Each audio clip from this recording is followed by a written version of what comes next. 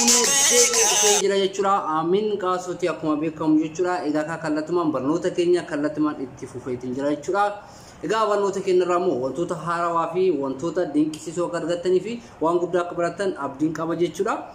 Egaa kallattumaan leenjiitti sun seendura warroonni haarawaa peejii kanaaf yookiin immoo YouTube channel keenyaaf haarawaa taatan Amiin qaasoo jechuudha. YouTube keenya subscribe, like, share gootanii wantoota barnoota addaa haala jeenkeetti jijjiiru haala salphaatti gara fuulduraatti akka deemu barnoota addaa akka barnoota abdiin qaba. Kallattumaan leenjii seenaa turtii gaa'ina waliin taasisaa.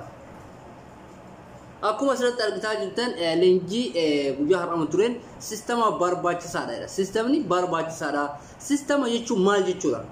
Sistema jechuun maal jechuudha? Sistema jechuun wanta humna guddaa nu gaafatu karaa salphaan sochoosudha. Akkuma fakkii argattan sistema jechuun wanta tokko sistema yookiin zade haala salphaatti wanta humna guddaa nu gaafatuu fi baasii guddaa nu gaafatu haala salphaa ta'eef haala gadi bu'aa ta'een gama fuulduraatti akka sochoofnu maal nu barbaachisa? Sistema nu barbaachisa jechuudha. Okay, sistema barachuun maaliif akka nu barbaachisu beeki jira. Sistemni maaliif akka nu barbaachisu beeki. Egaa akkuma beekamu faayidaan sistemaa saffisaan gara fuulduraatti akka deemnuuf nu gargaara. Faayidaan sistemaa saffisaan gama fuulduraatti akka deemnuuf nu gargaara jechuudha. Sababiin isaa wanti tokko akkuma asirratti argattan waa akka saanduqaa jira, roga afur qaba. Roga afur kan qabu kun saffisaan lafarra siif deemuu danda'a? Hin danda'u. Kanaafuu sistematti fayyadamuudhaan maal gochuudha? Roga gongo yookiin immoo akka geengootti zeeroo akka zeerootti baasee namichaan kun biraa deemee jira. Kun maalli sistema isaatti fayyadameeti. Kanaafuu nuti hoo sistema keenyatti fayyadamnee saffisaan kan fuulduraatti akka deemnu wanta guddaa buusuun abdii qaba jechuudha. Egaa hundumti keessaniyyuu sistemni isin barbaachisa. Hojii kamuu keessattiyyuu sistemni isin barbaachisa. Sistemaan qotee bulaan tokko lafsaa akka qotee ittiin waan gaarii argatumaan sistemaan hojjetee jechuudha. Kanaafuu naggaadilleen hojii network marketingii, hojii internet kamuu keessattiyyuu sistemni baay'ee barbaachisaadha jechuudha. Akkasuma faayidaan sistemni nu gargaaru tokko networkii ijaaruuf nu gargaara. Networkii ijaaruuf sirriitti nu gargaara jechuudha. Networkii yoo jennu egaa haala ittiin sochoonu network marketingii ta'ee tiimii yookiin gamtaa akka ijaaru nu taasisaa jechuudha. Haala ittiin hojjennu nu barbaachisaadha. Haalli ittiin hojjennu nuuf barbaachisaadha. Baay'ee nu barbaachisaa jechuudha. Kanaaf nuti sistema kana haala kamiin horachuu dandeenya? Sistema kana eessaa argachuu dandeenya? Kaydhu sirriitti of gaafachuu question mark sammuu keessatti ta'uu qaba jechuudha. Sadaffaan namoota ittiin of dandeessisuudhaaf nu gargaara. Namoota ittiin of dandeessisuu hoo jennu beekumsa ofii keetii qabdu. Beekumsa ofii keetii qabdu nama biraatiif akka qooddu. Beekumsa ofii keetii qabdu nama biraatiif qooddee namni biraa akka itti fayyadamu taasisuudhaaf si gargaara jechuudha. Kanaaf sistema keenya argachuudhaaf kallattii nuti ittiin argannuu fi haala nuti ittiin argannu akkamitti? Salphaatti maal gochuudha? Beekuun nu barbaachisa jechuudha. Kanaafiyyuu saffisaan namoota akka ittiin of dandeessu nama akka keenya beekumsa nuti qabnu namni biraa akka beekumsa keenya sana horatu boru sun duune seenan akka nu kan taasisu jechuudha. Kana salphaatti baruu qabdanii.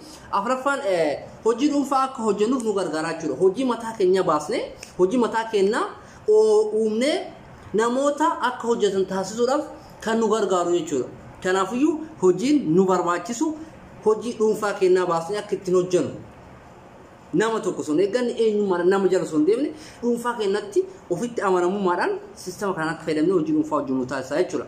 Akkasuma shanaffaan wantoota hojjennu tokko seeraan ala akka hin hojjenne kan nu taasisu jechuudha.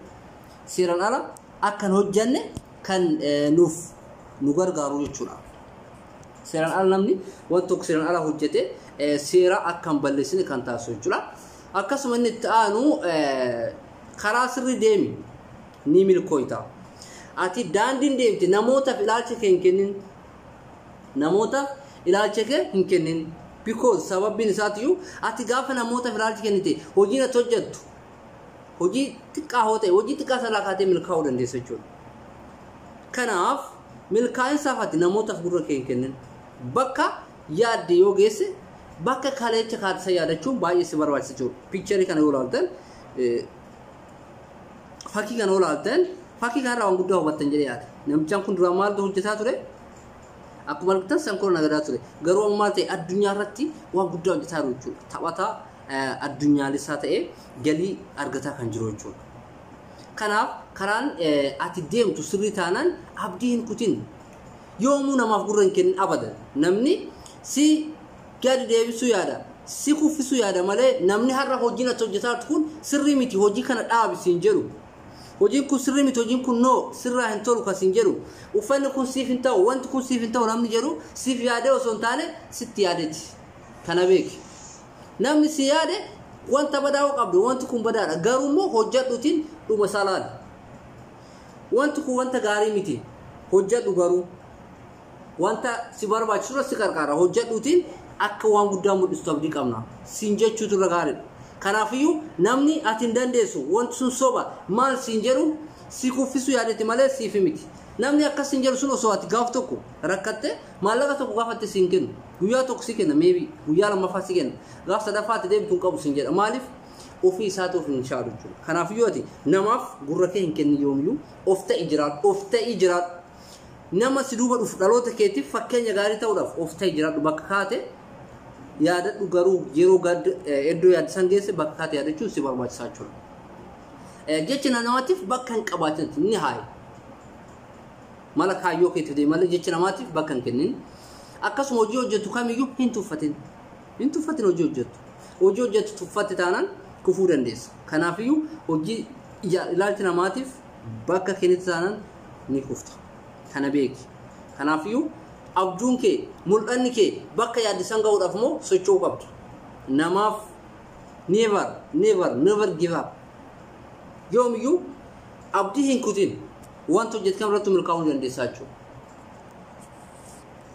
Kanaaf milkaa'insa kee namootaaf fakkeenya ta'uu danda'a. Iddoo yaadde yoo kan geessu ta'e. Yoo jammartee karaatti kutte meebii namni si dhiisuu danda'a. Garuu immoo ati wanta hojjettan milkaa'insa kee yoo milkooyte daarii kan kee iddoo yaaddu yoo geesse namoota biraaf fakkeenya ta'uu danda'a. Kanaafuu leenjii kanarraa waan baay'ee baratan jedhetti yaada. Share, like, subscribe gochuudhaan leenjiin keenya ammarreen xumuramne xumura isaa irratti akka wal arginutti subscribe gochuudhaan nu hordofaa barnoota guddaa akka argannu abdii qaba. Comment jalatti yaada jiru nuuf kaayaa galatooma.